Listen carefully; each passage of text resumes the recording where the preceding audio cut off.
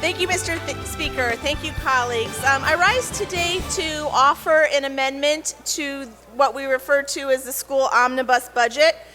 And there is a provision that was added in this budget that is new. And it is placing public tax dollars to pay for certain state requirements for private schools. And what my amendment does is it takes this $1 million and instead of using it in an unconstitutional way, uses it in a way that I think has a far greater benefit for helping children reach achievement. You know, last session we had a lot of conversation and dialogue about how we improve third grade reading proficiency. And one of the major tenets of that legislation was the role of literacy coaches. And under our current funding model for that program, which is a program, you know, I support, we barely have a literacy coach per county. And so this $1 million will help fund more literacy coaches. But a little bit on this amendment. Section 52B proposes to use $1 million of taxpayer money to reimburse non-public schools because they're mandated by law to do certain things. Now, the state constitution is really, really clear on this.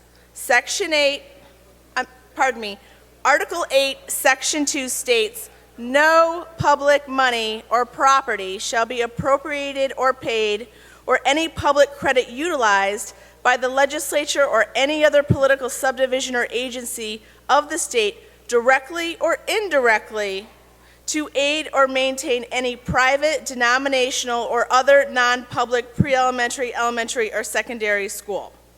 So no payment, credit, tax benefit, exemption of deductions, tuition, voucher, subsidy, grant, or loan of public monies or property shall be provided directly or indirectly to support the attendance of any student or the employment of any person at any such non-public school or at any location or institution where instruction is offered in whole or in part to such non-public school students.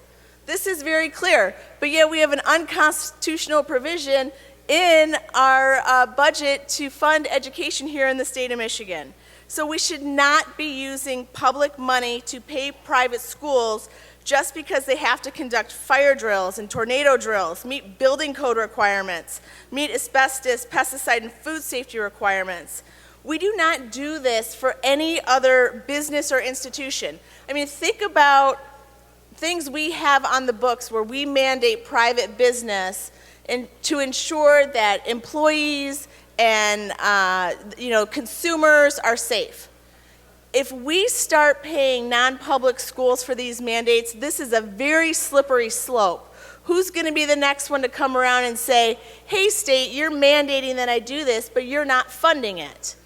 But the bottom line is this provision in the budget is unconstitutional. I ask for support of this amendment to strike this reimbursement and put that money towards literacy coaches to help our students reach achievement. Thank you, Mr. Speaker. Thank you, Representative. The question before the House is on the adoption of the amendment. The clerk will open the board.